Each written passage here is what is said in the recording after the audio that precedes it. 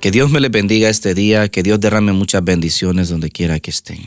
Que Dios se glorifique grandemente en sus vidas y que la paz del Señor esté con ustedes. Hoy en este episodio quiero hablarles de las promesas de Dios, que son el simiente de nuestra fe. Y quiero compartir con ustedes esta gran bendición, esta gran porción de la palabra.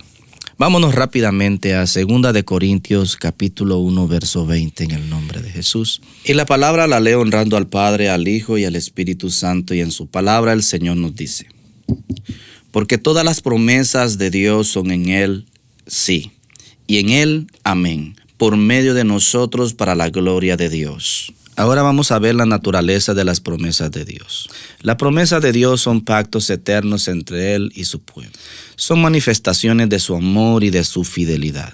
No son simples palabras, sino compromisos inquebrantables basados en su carácter. Y ahora vamos a ver un atributo de su carácter, que es un atributo de Él. Amén, su carácter. Vamos a ver en Números capítulo 23, verso, en el nombre de Jesús, verso 19. Dios no es hombre, dice en la misma palabra, para que mienta, ni hijo de hombre para que se arrepienta. Él dijo, y no hará. Habló, y no lo ejecutará. Solo miren qué promesa de Dios tan poderosa, que esto es una esencia de su carácter divino. Estas promesas se dividen, amados hermanos, en dos categorías para que lo miremos algo más profundo. Ahora vamos a ver una de las primeras categorías. Es que son incondicionales. Dependen únicamente de Dios, como la promesa a Noé, que no iba a volver a destruir la tierra con otro diluvio. Y eso lo encontramos en el capítulo 9, en el verso 11 de Génesis. Estableceré mi pacto con vosotros y no exterminaré ya más toda carne con agua de diluvio, ni habrá más diluvio para destruir la tierra. Oiga bien qué bonita la promesa que le hizo Dios a Noé. En la segunda categoría que vamos a ver es que son condicionales. Las promesas de Dios son condicionales. ¿Por qué son condicionales? Porque dice en Romanos, vámonos a Romanos 10:10. En Romanos 10:10, amados hermanos, el Señor nos muestra que requieren nuestra respuesta, como la salvación al creer en ¿quién? En Cristo Jesús. Y dice en Romanos 10:10, dice lo siguiente: porque con el corazón se cree para justicia, pero con la boca se confiesa para salvación. Santo Dios, qué bendita palabra. Tenemos que creer. Oiga bien, porque con el corazón se cree para justicia, pero con la boca se confiesa para salvación. El creer, no solamente el creer, tenemos que confesar que Jesucristo es nuestro Salvador, para que las promesas de Dios se hagan reales en nuestras vidas. Así que Dios dejó esta bendición tan grande que nosotros la miramos conforme a su santa escritura, para que nosotros sigamos el camino de la fe, sigamos proclamando esa justicia con nuestra boca y decir: Señor, esto lo dice tu palabra, en esto creo, en esto confío. Tú lo dijiste, Padre, no lo dijo hombre. Lo dijiste tú, mi Dios, que tú me ibas a bendecir, que tú me ibas a guardar, que tú me ibas a sanar. Aleluya. Qué bendición tan grande. En algún momento determinado usted ha usado una promesa de Dios y en ese momento determinado Dios ha obrado y Dios se ha glorificado. Ahora vamos a ver las promesas claves de muchas que hay, pero vamos a ver estas en el nombre de Jesús, estas promesas claves que están en la palabra de Dios, en su Biblia. Para ver una de ellas, vamos a ver la salvación y la vida eterna. Ahora vámonos a Juan capítulo 3, verso 16 para ver estas promesas que son poderosas y claves que están en la Biblia. Dice en Juan 3:16, dice: porque de tal manera amó Dios al mundo que ha dado a su Hijo unigénito, para que todo aquel que en Él cree no se pierda, mas tenga vida eterna. Oiga bien qué poderoso, vida eterna. Fue una de las máximas promesas que Dios otorgó a la humanidad. La vida eterna en creer en Cristo Jesús. y también otorgó el perdón de pecados. Ahora lo vamos a ver en Primera de Juan. Vámonos a Primera de Juan, amados hermanos. Capítulo 1 en el verso 9. Y dice en el verso 9, si confesamos nuestros pecados, Él es fiel y justo para perdonar nuestros pecados y limpiarnos de toda maldad. Dando a entender que solamente el sacrificio de Jesucristo es aceptable y dando a entender también el Señor que en nuestro creer y nuestro confesar tenemos que tener a Cristo Jesús como nuestro y único y suficiente Salvador. Es el único que puede limpiarnos de nuestros pecados. Como dijo Juan el Bautista, ahí viene el Cordero Santo, el único que quita el pecado del mundo. Hace esa limpieza por medio de la regeneración, de la llegada del Espíritu Santo a nuestras vidas, en el nombre de Jesús. Y en estas promesas claves, Dios nos da protección y fortaleza, amados hermanos. Como dice en Isaías capítulo 41, verso 10, dice, no temas, porque yo estoy contigo. Dice el Salmo 91, y usted bien lo conoce, dice en el verso 4, refugio bajo sus alas.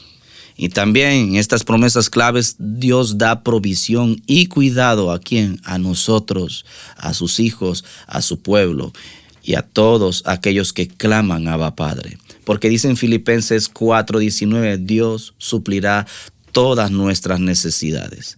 Porque dice en Mateo capítulo 6, verso 33, también nos dice, buscad primeramente el reino y lo demás vendrá por añadidura. Dios va a traer esas bendiciones a tu vida cuando tú empieces a buscar el camino de la salvación, el camino de la vida eterna y creer en su Hijo amado como tu único y suficiente Salvador. Dios da su presencia en estas promesas claves y también trae paz. ¿Por qué? Porque Mateo 28:20 dice, yo estoy con vosotros todos los días, y Dios está con nosotros todos los días porque sus misericordias son renovadas cada día que nosotros nos levantamos.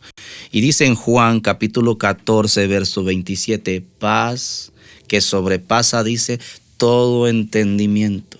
Entonces, Dios mismo nos da esa paz y nos da su presencia que va a estar con nosotros y nunca vamos a estar solos. Ahora vamos a ver cómo entender y apropiarnos de las promesas de Dios en nuestras vidas. Dios necesita ver estos frutos y estas virtudes en nosotros. Es una fe activa, así como Abraham creyó. Y eso lo podemos encontrar. Y vámonos rápidamente a la palabra y dice en Romanos capítulo 4, verso 18. Dice lo siguiente. Él creyó en esperanza contra esperanza para llegar a ser padre de muchedumbre de gente conforme a lo que se le había dicho. Así será tu descendencia. Porque Abraham creyó y su fe no se debilitó, porque ahí mismo si usted sigue leyendo el pasaje, usted se va a encontrar que Dios obró fielmente. Dice, él considerándose ya su cuerpo muerto, pero no, Dios lo miraba porque Dios miraba su fe. Entonces nosotros tenemos que tener esa fe activa en nuestras vidas. Amados hermanos, la fe no solamente es positiva, implica acción y obediencia. Y también miramos que la perseverancia en la espera es algo muy importante en apropiarnos de estas promesas de Dios. ¿Por qué? Porque la misma palabra nos dice en Eclesiastés capítulo 3, verso 11, Dios actúa en su tiempo perfecto. El ejemplo de esperar del pueblo de Israel cuando esperaba al Mesías por siglos, pero la promesa, ¿se cumplió o no se cumplió? Sí se cumplió la promesa de Dios.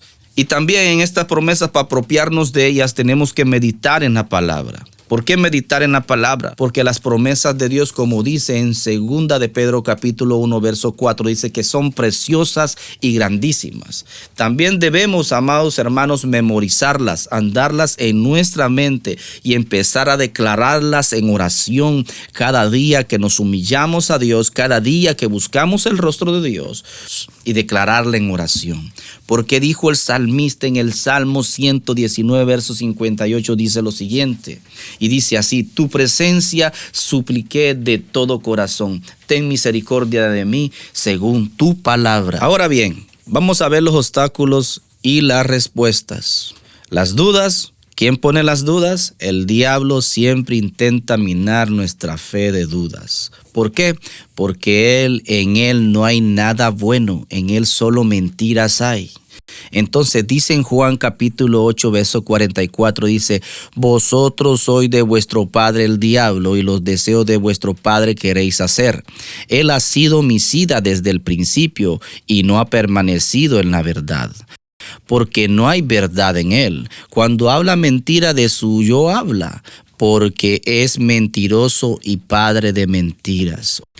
Pero recordemos que nuestro Dios no hay mentira y Él no miente, como dice Hebreos capítulo 6, verso 18. Cuando demoran las promesas de Dios es porque es al tiempo, y es al tiempo agradable y aceptable de Dios. Es el tiempo que Dios ha establecido para entregarte el cumplimiento de su promesa. En veces tarda esos cumplimientos, tardan mucho. Entonces miramos el ejemplo de Sara y de Abraham.